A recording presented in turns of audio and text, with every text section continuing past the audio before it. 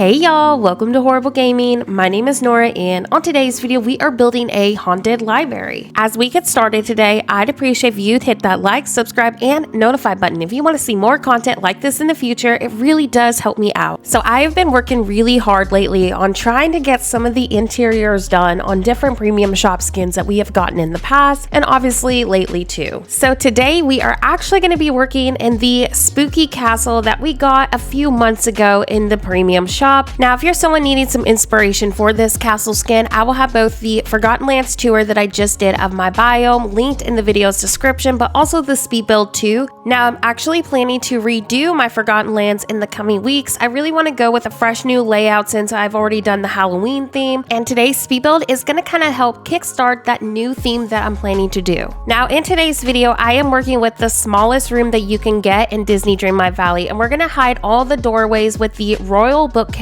And I'm just gonna go for a very cozy, kind of like clustered in library. Now, what actually inspired today's speed build was the library item that you're seeing right now, but I knew I just had to do something for this bookshelf. Not only is it such a great item, but it honestly matches quite a bit of the book-like items that we get in the game, so I'm looking forward to doing a huge haunted library today for y'all. For the next stage of my build, I'm going to be using the flooring that you get when you just start Disney Dreamlight Valley and also the fireplace. Now, when I first started the game, I was like, why would anybody want to use this? So I'm honestly kind of laughing at myself right now that I'm using it in an actual build today, but I just thought it really complemented the vibe of this build. For the next stage, I'm going to go ahead and use some floating candles, and I believe I got this from the Halloween star path. Correct me if I'm wrong on this. If you don't have this item and you missed the star path, don't worry. Just using the generic lantern that you get when you start the game, it has like a bunch of cobwebs on it, would look just as great in this room. So I think for details in the room, I'm going to definitely do a desk area, and then in front of the fireplace we're going to do a sitting spot. I also thought using these pillars matched the room theme really well and just added such a nice spooky element to it.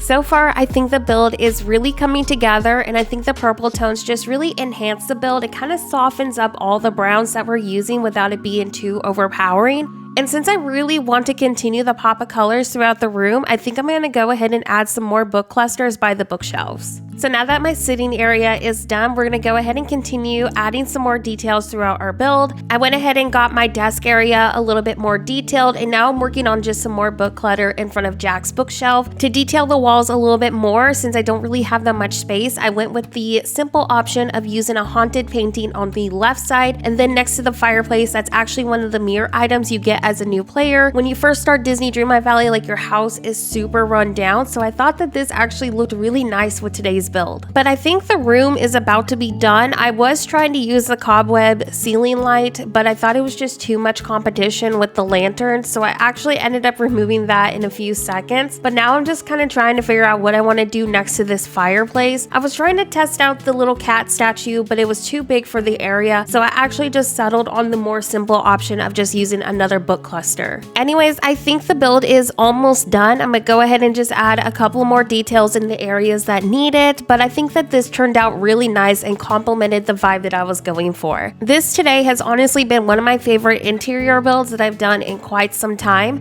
I'm very proud of this because if you're new to my channel, I normally don't focus on interior content. I mostly do exterior work, so it honestly just has been really fun to do something a little bit different on Disney Dreamlight Valley, and I feel like with each room that I create, I continue to improve on designs. I'm definitely looking forward to doing more content like this in the future. Just doing interiors lately has been so refreshing for me. I just needed a small break from the main valley, so I hope y'all are enjoying this type of content too.